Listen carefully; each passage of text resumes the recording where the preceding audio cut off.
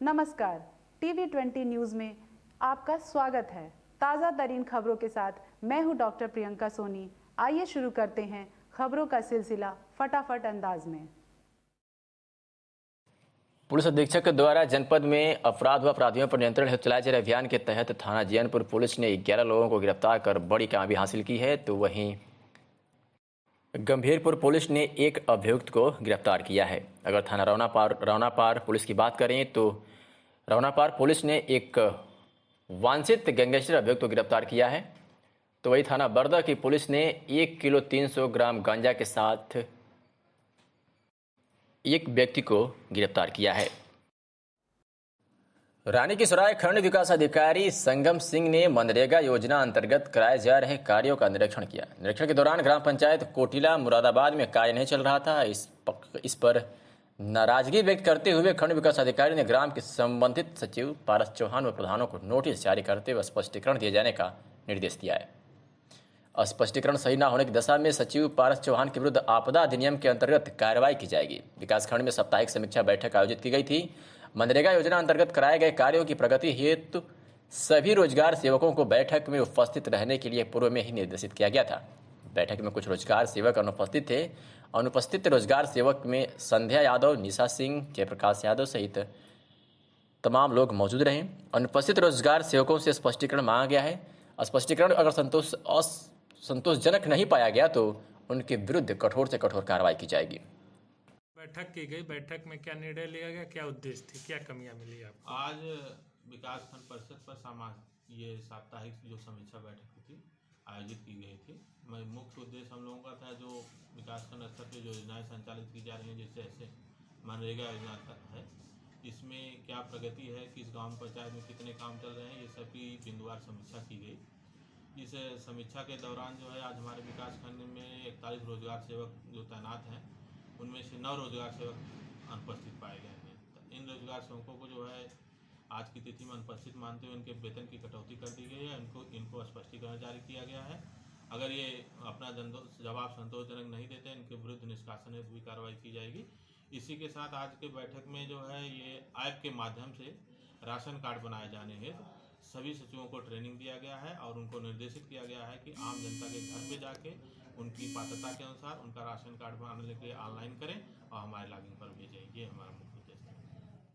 आज जीयनपुर नगर पंचायत के आजाद नगर वार्ड में स्वर्गीय जुल्कर नैन खान के दरवाजे पर स्थानीय पुलिस प्रशासन के सौजन्य से आगामी ईद के अवसर पर एक पीस कमेटी की बैठक सक्रिय पुलिस क्षेत्राधिकारी सिद्धार्थ तोमर की अध्यक्षता में किया गया। इसमें जीयनपुर कोतवाल गजानंद चौबे अपने संपूर्ण स्टाफ के साथ मौजूद रहे। इस बैठक की संचालन ज्ञानेंद्र मिश्रा ने किया, जिसमें वार्ड के भारी मात्रा में मुस्लिम समुदाय के लोग उपस्थित रहे। इस क्रम में नगर चेयरमैन हरिशंकर यादव, पूर्व चेयरमैन खुरमुलली गुप्ता, जुल्फिकार अहमद, अब्दुल्ला, मुस्तफ़ा कादरी, फहद खान आदि उपस्थित थे। ईद पर्व को शांति ढंग से मनाने की अपील की और उन्होंने बताया कि कोई भी मस्जिद में नमाज नहीं पढ़ेगा, अपने घरों में ही नमाज पढ़ने के लिए अपील की गई है। इसी क्रम में कोतवाल जीयनपुर गजानंद चौबे ने भी लोगों से अपील किया कि शांति बनाते हुए लॉकडाउन का पालन करेंगे। जीयनपुर के चेयरमैन साहब, पूर्व चेयरमैन साहब और तमाम हमारे गणमान्य नागरिकगण, बच्चे, साथियों, देखिए 21 मार्च से सारे लोगों को अपने सावधानियां बरतनी हैं और इसी सावधानी को जारी रखना है। अभी हाजी साहब कह रहे थे कि नमाज में कुछ इस तरह से व्यवस्था किया जाए कि ये हो जाए, ऐसे हो जाए, लोग नमाज अदा कर लें। देखिए ये आपदा का समय, कोविड-19 संक्रमण महामारी के दौरान गरीब बेसहारा मजदूरों के लिए जहां सरकार अपनी तरफ से हर संभव सहयोग कर रही है, तो वही सामाजिक व शैक्षिक संस्थाओं की टीम भी लोगों को राहत पहुंचाने के काम में जी जान से जुटी है। इसी क्रम में जनपद आजमगढ़ के अतरौलिया ब्लॉक के बिलारी गांव स्थित ग्रामीण पुनर्निर्माण संस्थान की टीम के द्वारा ग्राम प्रधान बलराम यादव व दिनेश कुमार मिश्र, उप जिलाधिकारी बुढ़नपुर की उपस्थिति में आज अतरौलिया ब्लॉक की ग्राम पंचायत पेड़रा भुड़कुड़ा के अंतर्गत आने वाले 2 ईंट भट्टों पर झारखंड, उड़ीसा व प्रतापगढ़ के 47 मजदूर परिवार एवं इसी गांव के 22 मुसहर परिवार के 224 व्यक्तियों के लिए खाद्यान्न राहत सामग्री का वितरण सोशल डिस्टेंसिंग का पूरा ध्यान रखते हुए किया गया है। सर, उसके बारे में ग्रामीण पुनर्निर्माण संस्थान के प्रबंधक राजदेव चतुर्वेदी की पूरी टीम के द्वारा पेडरा में भट्टों पर काम करने वाले प्रवासी मजदूरों और मुसहरों को, जो यहाँ के स्थानीय मुसहर हैं, उन सबको खाद्यान्न का वितरण किया गया, जिसमें उनके द्वारा दाल है, सोयाबीन है, चावल है, आटा है, अन्य सभी प्रकार की खाद्यान्न सामग्री, लगभग 16 किलो खाद्यान्न सामग्री का वितरण सभी परिवारों को, गरीब परिवारों के मध्य में किया गया है। और क्षेत्र में जगह जगह पर मुसहर परिवारों में और बाहर से आए जो फेरी वाले हैं या भट्टों पे काम कर रहे प्रवासी मजदूर हैं, उन सभी के बीच में जा करके ग्रामीण पुनर्निर्माण संस्थान जो NGO है, इनके द्वारा खाद्यान्न का वितरण किया जा रहा है। यह एक बहुत ही प्रशंसनीय। मंडलायुक्त कनक त्रिपाठी ने बताया है कि मंडल के तीनों जनपदों में विभिन्न प्रदेशों से आने वाले प्रवासी मजदूरों के मेडिकल चेकअप, क्वारंटाइन किए जाने की स्थिति एवं उन्हें तत्काल प्रभाव से उपलब्ध कराए जाने वाले खाद्यान्नों के संबंध में गांव में चयनित निगरानी समितियों के माध्यम से जानकारी ली जा रही है।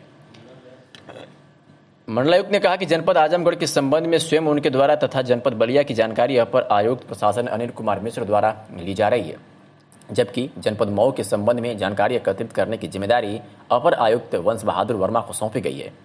मंडलायुक्त श्रीमती त्रिपाठी ने बताया कि शुक्रवार को उनके द्वारा आजमगढ़ जनपद के प्रत्येक विकास खंडों के अंतर्गत 3-4 ग्राम पंचायतों में निगरानी समिति के सदस्यों से संपर्क कर प्रवासी मजदूरों के संबंध में जानकारी की गई। श्रीमती त्रिपाठी ने यह भी बताया कि कई स्थानों पर बाहर से आए मजदूरों को खाद्यान्न भी उपलब्ध नहीं कराए जाने का प्रकरण संज्ञान में आया है। मंडलायुक्त श्रीमती त्रिपाठी ने कहा कि निगरानी समितियों के माध्यम से प्राप्त फीडबैक के दौरान पाई गई कमियों को पॉइंट आउट कर संबंधित जनपदीय अधिकारियों के माध्यम से उसे दूर कराया जा रहा है। मंडलायुक्त कनक त्रिपाठी ने गैर प्रांतों से आने वाले इस जनपद के प्रवासी मजदूरों को उनके गंतव्य तक पहुंचाने हेतु वाहनों की व्यवस्था करने का निर्देश दिया है। उन्होंने कहा कि पर्याप्त संख्या में ऐसे मजदूर अपने सामान के साथ सड़कों पर पैदल चलते हुए दिखाई देते हैं, जिसमें प्रायः उनके परिवार की महिला सदस्य एवं छोटे छोटे बच्चे भी सम्मिलित होते हैं। उन्होंने तीनों जनपदों के जिलाधिकारियों एवं पुलिस अधीक्षक को निर्देश दिया है कि पुलिस पेट्रोलिंग तत्काल बढ़ाई जाए तथा जहां भी ऐसे लोग पैदल चलते हुए दिखाई दें तो तत्काल संबंधित अधिकारी से संपर्क कर उनकी स्क्रीनिंग कराते हुए क्वारंटाइन करने एवं खाद्यान्न उपलब्ध कराने आदि की कार्रवाई की जाए। उन्होंने निर्देश दिया कि सुनिश्चित कराया जाए कि किसी भी दशा में प्रवासी मजदूर सड़कों पर पैदल चलते हुए न दिखाई दें। कोरोना वायरस के कारण पूरे देश में लगे लॉकडाउन से यदि सबसे ज्यादा संकट में कोई है तो दूसरे प्रदेशों में पेट के लिए मजदूरी करने वाले मजदूर हैं, जो जनता कर्फ्यू से लेकर आज तक अपने घरों से पूरे बिना रोजगार जीवन यापन कर रहे हैं और उन्हें भूखे रहने की नौबत आ गई है। बेबस श्रमिक मजदूर पैदल ही अपने घरों के लिए निकल पड़े। दूसरे राज्यों में फंसकर किसी तरह से ट्रक पैदल आजमगढ़ में आने का सिलसिला जारी कर दिए। शासन इस विषय पर गंभीरता दिखाते हुए उनके लिए ट्रेन बस चलवा रही है, फिर भी कभी पैदल ट्रकों से आने का सिलसिला लगातार जारी है। लॉकडाउन 3 लागू होने के बाद मजदूर गुजरात, महाराष्ट्र, पंजाब, हैदराबाद सहित अन्य राज्यों से मध्य प्रदेश, उत्तर प्रदेश और बिहार जाने के लिए पैदल, साइकिल, ट्रक से जाने लगे हैं। जैसे श्रमिक आजमगढ़ जिले में प्रवेश करते हैं, समाज सेवियों द्वारा उन्हें भोजन व नाश्ता कराया जा रहा है। इसी क्रम में मोहम्मदपुर में समाज सेवियों द्वारा लोगों को भोजन उपलब्ध कराया जा रहा है। शहर से सटे रानी की सराय सही द्वारा में समाज सेवी चंद्र पाठक के नेतृत्व में हजारों लोगों को भोजन व रास्ते के लिए नाश्ता, बिस्किट, फल व बोतल का पानी दिया जा रहा है। समाज सेवी चंद्रेश ने बताया कि जब तक लॉकडाउन रहेगा तब तक यह सेवा लगातार जारी रहेगी और कोई भी प्रवासी मजदूर भूखा नहीं रहेगा। नाश्ता और भोजन पाकर श्रमिकों के चेहरे खिल उठे हैं। नाम है सर? चंद्रेश पाठक नाम है हमारा। ये आप लोगों द्वारा हर जो श्रमिक आ रहे हैं भोजन उपलब्ध कराया जा रहा है, पानी दिया जा रहा है, क्या उद्देश्य है? उद्देश्य सिर्फ उनके क्लेश को थोड़ा कम करना। भूखे प्यासे मजदूर यहाँ अभी जितनी गाड़ियाँ रुकी हैं, ये कोई चेन्नई से आ रही है, कोई महाराष्ट्र से आ रही है, कोई पूना से आ रही है, कोई दिल्ली से आ रही है। ऐसी स्थिति में छोटे छोटे बच्चों के साथ, परिवारजनों के साथ भूख प्यास से तड़पते हुए लोगों को सरकार की तरफ से जो ये राहगीर हैं, इनके लिए जो भी व्यवस्थाएँ हैं वो पूरी नहीं हुई, तो इसमें प्रत्येक व्यक्ति की सहभागिता होना सुनिश्चित हो। जनपद में कोरोना की कड़ी टूटने का नाम नहीं ले रही है। हाल ही में मुंबई से तरवा ब्लॉक के जियापुर गांव में आए व्यक्ति की कोरोना पॉजिटिव की पुष्टि होने पर जिला प्रशासन में हड़कंप है। इसी क्रम में सामुदायिक स्वास्थ्य केंद्र महनाजपुर संक्रमित व्यक्ति के संपर्क में आए हुए लोगों का सैंपल कलेक्ट किए जा रहे थे, जिसका जिलाधिकारी द्वारा स्वास्थ्य केंद्र महनाजपुर पहुंचकर निरीक्षण किया गया। उन्होंने संपर्क में आए हुए व्यक्तियों से बातचीत की और सुझाव दिए। संपर्क में आए हुए व्यक्तियों का सैंपल तैयार कर जांच रिपोर्ट भेजने के निर्देश सीएमओ को दिया है और कहा कि सीएचसी पर आने वाले व्यक्तियों की जांच करें और सावधानी रखें, कोई भी व्यक्ति जांच से न छूटे। जिलाधिकारी ने एसडीएम लालगंज व सीओ लालगंज को निर्देश दिए कि जियापुर क्षेत्र में विशेष निगरानी रखें। जियापुर क्षेत्र की आम जनता को कोरोना से बचने के लिए सतर्क होने के प्रति जागरूक करें। इस ग्राम में जो भी व्यक्ति होम क्वारंटाइन किए गए हैं उनको घरों से बाहर न घूमने दें। होम क्वारंटाइन व्यक्ति अपने घरों के एकांतवास में रखें और उनके बर्तन बिस्तर अलग अलग रखें और परिवार के लोग 1 मीटर की दूरी पर ही रहें। जिलाधिकारी ने बताया कि मुंबई से जनपद में आने वाले लोगों से एक विशेष दूरी बनाकर रखना ही ठीक रहेगा। स्वास्थ्य विशेषज्ञों की राय के अनुसार मुंबई से आने वाले लोगों से दूरी बनाकर रखना बहुत ही जरूरी है। अन्य स्थानों से आए लोगों को भी सोशल डिस्टेंसिंग बनाकर रखना जरूरी है, किंतु मुंबई से आए लोगों से विशेष रूप से सावधान रहने की जनपद वासियों को जरूरत है। गृह जनपद आने वाले मजदूरों को रोका तो नहीं जा सकता, लेकिन संक्रमण को फैलने से जरूर रोका जा सकता है। इसलिए समस्त जनपद वासियों से अनुरोध है कि किसी भी मुंबई या अन्य जगहों से आने वाले व्यक्तियों से उचित दूरी बनाकर रखें। जो भी व्यक्ति जनपद में आए हैं, चाहे वो निजी साधन से आए हों या फिर छिप कर आए हों, उनकी स्क्रीनिंग प्रतिदिन हो रही है। जिलाधिकारी ने कहा कि मुंबई और अहमदाबाद के लोगों का नाम अलग निकालने का निर्देश दिया है और साथ ही अधिकारियों को निर्देश दिया गया है कि उन गाँवों में जाकर निगरानी समिति के साथ बैठक करें और जिनके घर में अलग रूम व शौचालय ना हो उन्हें होम क्वारंटाइन की बजाय शेल्टर होम पर ही रखे जाने का जिलाधिकारी ने निर्देश दिया है। आइए सुनाते हैं कि जिलाधिकारी ने क्या कुछ कहा। जो एक अनुभव के आधार पर देखा जा रहा है और आंकड़ों के आधार पर, उस पर स्वास्थ्य विशेषज्ञों से हमने राय लिया कि एक और जहां श्रमिकों का अपने गांव की ओर आना जारी है, चूँकि उनका गांव है, उनका निवास स्थान है, तो भावनात्मक रूप से उनको रोका भी नहीं जा सकता। लेकिन यहाँ आने के बाद संक्रमण न फैले, इन दोनों के बीच में समन्वय कैसे किया जाए, ये सबसे बड़ी चुनौती है। मैं जनपद वासियों से अनुरोध करूंगा कि स्वास्थ्य विशेषज्ञों की जो राय मुझे मिली, उसमें उनका कहना है कि मुंबई से आने वाले लोग जो हैं, उनसे दूरी रखना बहुत ही ज़रूरी है। वैसे तो हर स्थान से आए हुए लोगों से सोशल डिस्टेंसिंग, मास्क लगाना ज़रूरी है, क्वारंटाइन, होम क्वारंटाइन कराना ज़रूरी है, लेकिन जो मुंबई से लोग आए हैं चल के, उन पर विशेष सावधानी और सतर्कता की ज़रूरत है। इसी को दृष्टिगत रखते हुए मैंने ये व्यवस्था की है आज से कि जो भी लोग आजमगढ़ में 13 तारीख को 2 व्यक्ति मुंबई से जनपद में ट्रक के माध्यम से आए थे। उनकी तबीयत ठीक नहीं होने के कारण उन्हें राजकीय मेडिकल कॉलेज आजमगढ़ में उपचार के लिए भर्ती कराया गया था, जहां गंभीर लक्षण दिखने पर आजमगढ़ से लखनऊ के बलरामपुर अस्पताल के लिए रेफर कर दिया गया था, जहां एक की मौत हो गई तो वहीं अभी एक का इलाज जारी है। जिलाधिकारी ने इस बात की पुष्टि करते हुए कहा कि मेडिकल कॉलेज में कल दोनों का सैंपल जाँच के लिए भेजा था, अभी रिजल्ट नहीं आया है। रिजल्ट आने के बाद ही मृतक व्यक्ति का पोस्टमार्टम और अंतिम संस्कार किया जाएगा। जिलाधिकारी ने मृत व्यक्ति के परिवार वालों के प्रति संवेदना व्यक्त की है। अगर रिपोर्ट कोरोना पॉजिटिव आती है तो स्वास्थ्य विभाग के अनुसार ही उस व्यक्ति का अंतिम संस्कार होगा। आइए सुनाते हैं कि जिलाधिकारी ने क्या कुछ कहा। दुखद विषय ये भी है कि मुंबई से आए हुए 13 तारीख को 2 व्यक्ति ट्रक से आए थे और वो 13 की रात में आए। उनके अस्वस्थता की स्थिति में उनको 14 की सुबह राजकीय मेडिकल कॉलेज परीक्षण के लिए गए। उनकी स्थिति में गंभीर देखते हुए मेडिकल कॉलेज ने उनको दाखिल कर लिया और इसके बाद उपचार के बाद उनको हायर सेंटर रिफ़र किया गया। दोनों अलग अलग आए थे मुंबई से।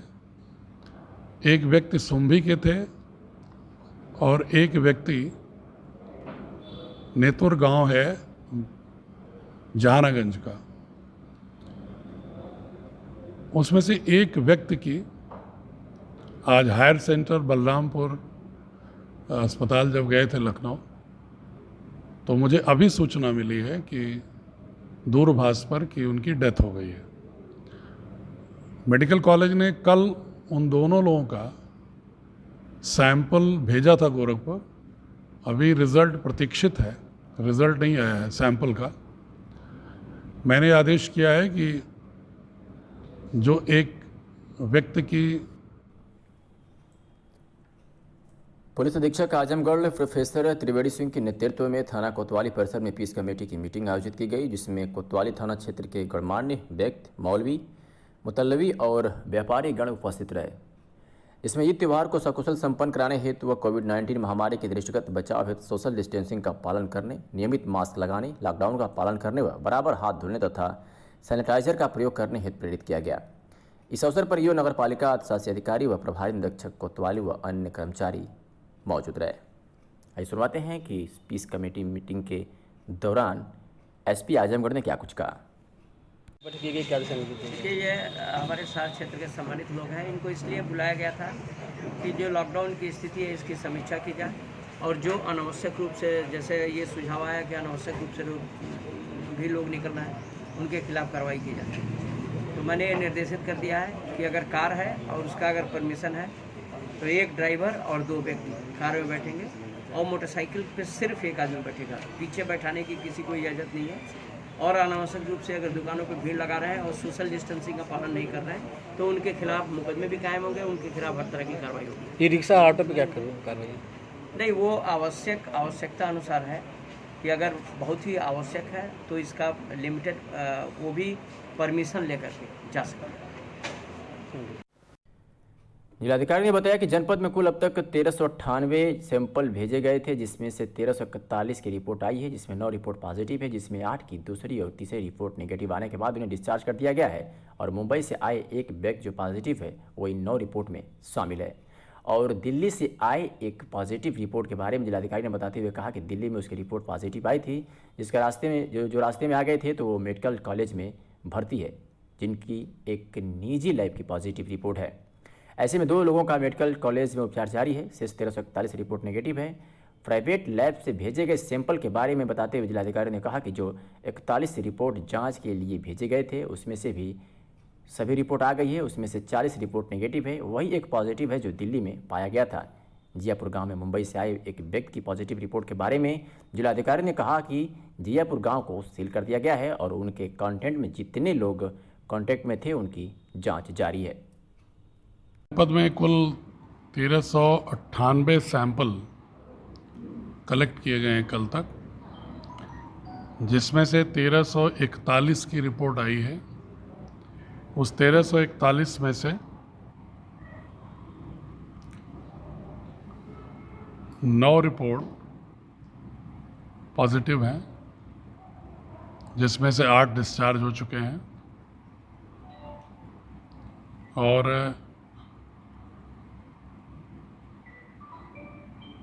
एक रिपोर्ट मुंबई की जो पॉजिटिव आई है वो इस 9 में सम्मिलित है और एक रिपोर्ट जो दिल्ली में सैंपलिंग हुई थी, जिसका पॉजिटिव आया था दिल्ली में ही, लेकिन चूंकि वो रास्ते में आ गए थे तो मेडिकल कॉलेज में भर्ती हैं, एक उनकी निजी लैब की पॉजिटिव है। तो कुल 2 लोग राजकीय मेडिकल कॉलेज में उपचार की प्रक्रिया में हैं। शेष 1341 रिपोर्ट नेगेटिव है। जो प्राइवेट लैब से सैंपल गए थे उसमें 41 गए थे, जिसमें सभी की रिपोर्ट आ गई है लाल पैथोलॉजी की, जिसमें 40 रिपोर्ट नेगेटिव है। वही एक पॉजिटिव है जो कोरोना जैसी घातक महामारी से लॉकडाउन के चलते देश के विभिन्न राज्यों में फंसे कामगार मजदूर अपने घर वापस लौटने को बेताब है। इन मजदूरों की घर वापसी के लिए सरकार ने स्पेशल ट्रेन चलाने का निर्णय लिया है। इसी कड़ी में तेलंगाना से करीब 1600 यानी 1600 प्रवासी मजदूरों को लेकर पहली श्रमिक स्पेशल ट्रेन जब बलरामपुर पहुंची तो मौके पर निगरानी के लिए जिले के डीएम और एसपी खुद मौजूद थे। यात्रियों के यहाँ पहुँचने पर इनका जाँच कराने के साथ साथ खाने का पैकेट और बोतल का पानी भी दिया गया। इसके बाद इन्हें जरूरी दिशा निर्देश देते हुए उत्तर प्रदेश सरकार के परिवहन बस द्वारा घर तक पहुंचाने का भी व्यवस्था किया गया।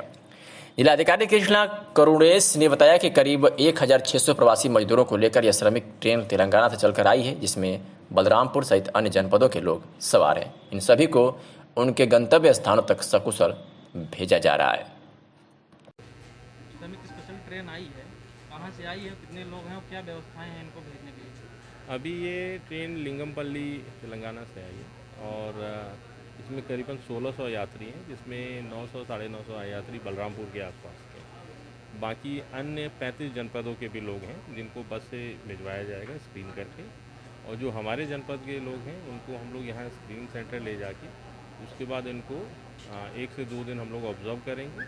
अगर किसी प्रकार का लक्षण नहीं है तो फिर उसके बाद इनको गाँव के लिए रिलीज करेंगे। मतलब शाम में भी एक ट्रेन आने का संभावना है, कल भी है।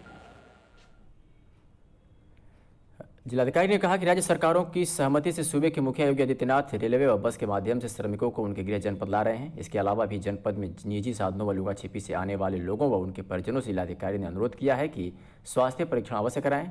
परीक्षण न कराने वालों के विरुद्ध मुकदमा दर्ज कराया जाएगा।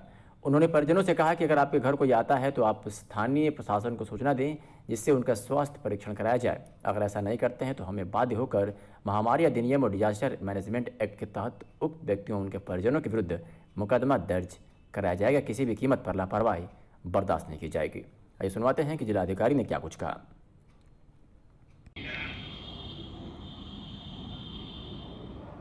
राज्य सरकारों की सहमति के आधार पर माननीय मुख्यमंत्री जी बहुत सारे श्रमिकों को रेल और रोडवेज के माध्यम से ला रहे हैं। इसके अलावा भी बहुत सारे लोग आ रहे हैं जो निजी साधनों से आ रहे हैं, ट्रकों से आ रहे हैं या लुका छिपी करके आ रहे हैं। उन लोगों से मेरा करबद्ध निवेदन है कि अपना स्वास्थ्य परीक्षण जरूर कराएं। अपने स्वास्थ्य के लिए अपने परिवार के साथ खिलवाड़ न करें। साथ ही उन परिवार के लोगों से भी मेरा आग्रह है कि अगर आपके घर पे कोई आता है तो आप ज़रूर MOIC को और SDM को सूचित करें, थाने को सूचित करें और स्वास्थ्य परीक्षण कराएं और जो स्वास्थ्य विभाग की जो राय हो उसके अनुसार कार्रवाई करें। यदि ऐसा नहीं किया जाता है तो सामुदायिक संक्रमण न फैले, इसके लिए मुझे बाध्य हो करके महामारी अधिनियम के अंतर्गत और डिजास्टर मैनेजमेंट एक्ट के तहत उस व्यक्ति के और परिवार वालों के विरुद्ध भी FIR दर्ज करानी पड़ेगी। मैं आग्रह कर रहा हूं कि ऐसी स्थिति न आए, क्योंकि परेशान होकर के आप खुद घर आ रहे हैं। इसलिए रानी की सराय में इन दिनों प्रवासी कामगारों के लिए युवा वर्ग राहत पहुंचाने में लगे हैं। मुख्य राजमार्ग पर सुबह से शाम तक कामगारों से भरे वाहन में पानी की बोतल के साथ बिस्किट उपलब्ध कराने में लगे हुए। वाहनों को रोककर युवा वर्ग यह काम एक पखवाड़े से कर रहे हैं। युवाओं में केवल सेवा भाव का जज्बा दिखाई दे रहा है। धूप में पानी के लिए तड़प रहे लोगों के लिए पानी की बोतल अमृत तरीके है और कामगार पानी देख हाथ नीचे कर ले रहे हैं। इसमें संतोष मदेसिया, सुजीत चौरसिया सहित तमाम लोग मौजूद थे। आजमगढ़ के अतरौलिया क्षेत्र में आज सुबह सैकड़ों की संख्या में स्थानीय विकासखंड की ग्राम पंचायत देवला, मोती एवं भरसानी गांव के सैकड़ों की संख्या में श्रमिक, जिसमें महिला भी शामिल रही, ब्लॉक का घेराव करके ग्राम प्रधान पर आरोप लगाया कि ग्राम प्रधान अपने लोगों को ही मनरेगा योजना के तहत गाँव में काम दे रहे हैं, हम लोगों को काम नहीं करने दे रहे हैं। प्रदर्शनकारी महिलाओं के हाथ में फावड़ा एवं तसला भी मौजूद था। इस दौरान ब्लॉक परिसर में अफरा तफरी का माहौल रहा, क्योंकि इन श्रमिकों के एक जगह इकट्ठा होने से सोशल डिस्टेंसिंग पूरी तरह से फेल हो गई थी।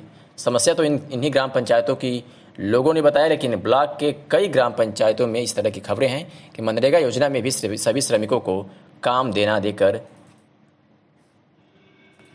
माफ कीजिएगा काम ना देकर ग्राम प्रधान अपने लोगों को ही काम दे रहे हैं। सरकार के श्रमिकों को काम दिलाने की मंशा पर गांव में राजनीति के चलते ग्राम प्रधान धज्जियां उड़ा रहे हैं।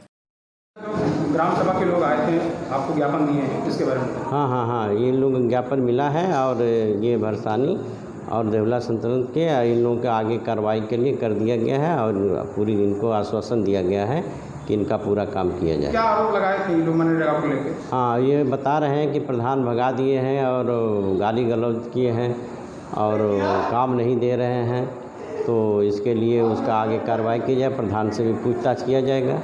मतलब मेन काम इनका ये था, ये प्रार्थना ज्ञापन, इन लोगों को काम नहीं दिया, इनको काम नहीं मिल रहा। हाँ। जिलाधिकारी ने बताया कि मुंबई व अहमदाबाद से आने वाले लोगों पर जिला प्रशासन सर्विलांस के माध्यम से विशेष नज़र रख रहा है। सॉफ्टवेयर के माध्यम से नाम दर्ज करने के बाद पूरा डिटेल निकाला जा रहा है कि किस जगह से किस गांव में कितने लोग आए हैं।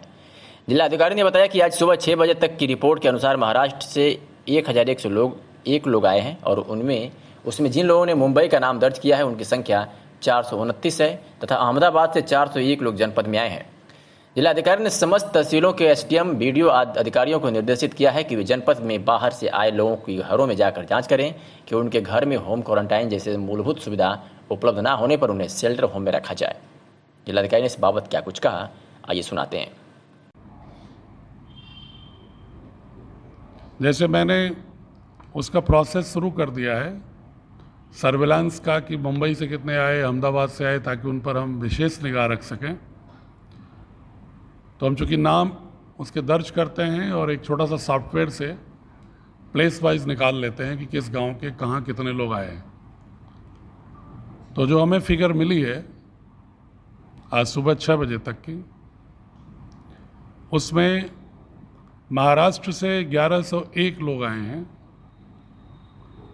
और जिन्होंने उसमें मुंबई नाम मेंशन किया है वो 429 लोग हैं और अहमदाबाद के 401 लोग आए हैं। बट मुझे ऐसा लगता है कि जो महाराष्ट्र के अन्य हिस्सों का भी नाम लिखा है 1101, मुंबई से आने वाले ही 1101 + 429 हैं। ये 1530 लोगों को जो मुंबई का मानते हुए और प्लस तहसीलों में जो लेखपालों ने बनाया है रिकॉर्ड, उनकी सूची के अनुसार भी मुंबई से लगभग 1000 लोग आए हैं। ये 2500 लोगों पर हमने आज ही सभी एसडीएम, तहसीलदार, बीडीओ को लगा दिया है कि इनके बारे में ये परीक्षण कर लें कि ये होम क्वारंटाइन हैं तो क्या वास्तव में प्रोटोकॉल के अनुसार उनके पास स्पेस भी है कि नहीं होम क्वारंटाइन। अगर होम क्वारंटाइन स्पेस नहीं है तो उनको शेल्टर होम ले आए। और तहसीलों पर 3 तरह के शेल्टर होम बनाएं। पहला शेल्टर होम जहाँ पर रेलवे या रोडवेज से जो लोग नियमित साधन से आ रहे हैं उनको वहाँ पर ले जाकर 24 घंटे रोककर उनका स्वास्थ्य परीक्षण कराकर उनके साथ खाद्यान्न का किट दे करके उनको होम क्वारंटाइन भेजना। दूसरा ऐसे शेल्टर होम जहाँ पर लक्षण वाले पाए जाते हैं परीक्षण में तो उनको रोकना, जिनके सैंपलिंग होगी। तीसरा ऐसे शेल्टर होम आजमगढ़ की नगर पंचायत अतरौलिया स्थित बरन चौक पर बृहस्पतिवार को साय थाना प्रभारी हिमेंद्र सिंह की अध्यक्षता में पावन पर्व रमजान, अलविदा जुमा व ईद को लेकर सोशल डिस्टेंसिंग का पालन करते हुए पीस कमेटी की बैठक आयोजित की गई, जिसमें मुस्लिम धर्मगुरुओं के साथ क्षेत्र के संभ्रांत नागरिक शामिल रहे। थाना प्रभारी ने कहा कि कोविड-19 महामारी के दौर में शासन प्रशासन द्वारा स्थानीय दुकानदारों को साप्ताहिक 2 से 3 दिनों तक दुकान खोलने का रोस्टर जारी किया गया है। साथ ही कहा है कि 17 मई तक लॉकडाउन में ढील किया जाएगा तो अलविदा की जुमा और ईद की नमाज पर विचार किया जाएगा, अन्यथा कोई छूट नहीं रहेगी। साथ ही हिंदू भाइयों से कहा कि ईद या अलविदा जुमा को वह भीड़ का हिस्सा न बने और रमजान के त्यौहार को भाईचारे से मनाएं। या 1 महीना 2 महीना बचा लिए और एक दिन में ही उसको ले लिए तो फिर त्यौहार की तरह बट ही जाएगा त्योहारी। तो उन चीज़ों को जो है बचाना है और इसका हमेशा ही अभी पालन करना है जब तक कि हम मुक्त न हो जाए इस चीज़ से, क्योंकि बहुत तेज़ी से तो नहीं बढ़ रहा है लेकिन बहुत स्लो भी नहीं हुआ है। तो उस महामारी को देखते हुए उसी हिसाब से हमको त्यौहार करना है और आपसी भाईचारा भी बनाए रखना है और लोग भी उन लोगों को सहयोग करें। ये नहीं कि उनकी मान लीजिए ज़रूरत है, थोड़ा सा भीड़ है तो अन्य दूसरे समुदाय के लोग उस समय थोड़ा सा खाली कर दें, रोड को खाली छोड़ दें, वो अपना ठीक से मना लें।